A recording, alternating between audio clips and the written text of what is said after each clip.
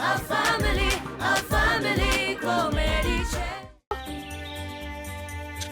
અમિતભાઈ, ઓ અમિતભાઈ, ઓ અમિતભાઈ, કોને અમારું શું થશે? બોલો, અરે બોલો, અરે બોલો. કે છે કે આપણું કઈ નહીં થાય. દિશા, ચારુ,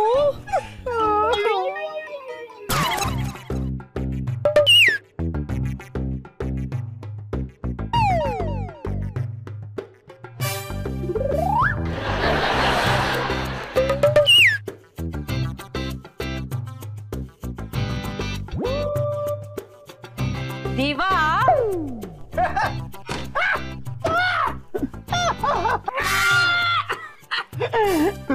આ કોઈ જોઈ ના જાય એવી રીતે તમે જે આ નાસ્તો ઝાપટવા માંગો છો ને, એવી જ રીતે આપણા હિસ્સાના પૈસા કોઈ ઝાપટી જશે. વિદ્યા તારી આ બધી જ વાતો છે ને હું આ વેપર ખાતા ખાતા પણ સાંભળી જ શકું છું ને. મને ખાવા તો દે પ્લીઝ. આ કોઈ ટાઈમ છે વેફર ખાવાનો? હા, વિદ્યા સાચું કહું ને તો ખાવાના ટાઈમે છે ને મને ભૂખ જ નથી લાગતી. બોલ, લોટરીની ચિંતા ભૂખ લાગવા જ નથી દેતી. કઈ ખવાતું જ નથી વિદ્યા. અત્યારે માંડ થોડી ભૂખ લાગી છે. આપી દે ને થોડું. શું તમે ને શું તમારી આ વેફર? હા, મેં તો પેરિસમાં જઈને પાસ્તા ખાવાની યોજના બનાવેલી, પણ તમે આ કિચનમાં બેસીને આ વેફર ખાવામાં પરાક્રમ સમજી રહ્યા છો. એ બધી જ તારી વાતો બરાબર છે વિદ્યા, પણ આ ડબ્બો મને આપી દે એમ જ ને? હાય રે મારી કિસ્મત.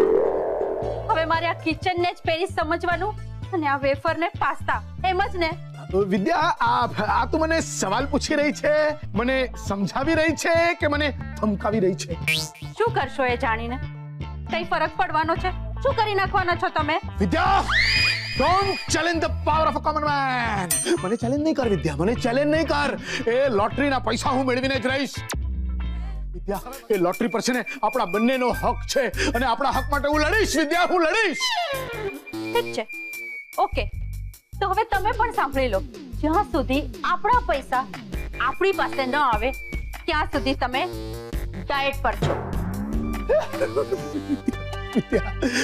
વિદ્યા, તું ખરેખર સિરિયસ છે આ બાબતે? તમે સિરિયસ છો? ના, હું સિરિયસ છું વિદ્યા. હું એકદમ ખૂબ સિરિયસ છું અને મારી આ સિરિયસ હાલત થઈ ગઈ છે ને એટલા માટે તો મારે આ સમયે કિચનમાં આવવું પડ્યું. વાહ, તમે સિરિયસ થાઓ એટલે કિચનમાં આવો? હા, આ કઈ રીત છે? ઓકે, હું સમજાવું. જો કેવું હોય છે ખબર છે કે મગજમાં જે બત્તી ચમકે ને એનું પાવર હાઉસ આપણા પેટમાં હોય છે.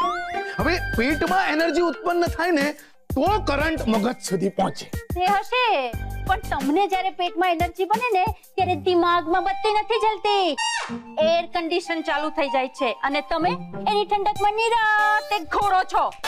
એટલે ટૂંકમાં તું મને ઇનડાયરેક્ટલી આળસુ એમ કે છે ને? ઓહો, બહુ ખોટું લાગી ગયું હોય તો મારી વાતને ખોટી સાબિત કરો. વિદ્યા, આ છે ને તું હવે મને બીજી વાર ચેલેન્જ આપી રહી છે. ખબર નહીં હજી કેટલી વાર ચેલેન્જ કરવું પડશે. જો હવે તું ટોણા મારી રહી છે. હા, તો તમને અસર થઈ હોય એમ જરા વર્તો. હવે આ વધારે પડતું થઈ રહ્યું છે. ઓછું પડતું કંઈક તો કરો. આપણા પૈસા સલવાઈ ગયા છે, હવે તો કંઈક કરો. બસ વિદ્યા, બસ. હવે વધારે કઈ નહીં બોલતી તો. અચ્છા, તો કોણ બોલશે? હા, હવે મારું ડબિંગ પણ તમે કરશો. ડબિંગ? આખી વાતમાં ડબિંગ ક્યાંથી આવ્યું? ડબિંગ નો અર્થ શું છે એ પણ તને ખબર છે લાઈફમાં? હા, આપણા હિન્દી પિક્ચરના વિલનો મદ્રાસી ફિલ્મમાં જેમ ધાણી ફૂટે એવું પટ મદ્રાસી બોલે છે તે. અરે એ તો એમના વતી છે ને બીજું કોઈ બોલતું હોય છે. હા, એ જ ડબિંગ.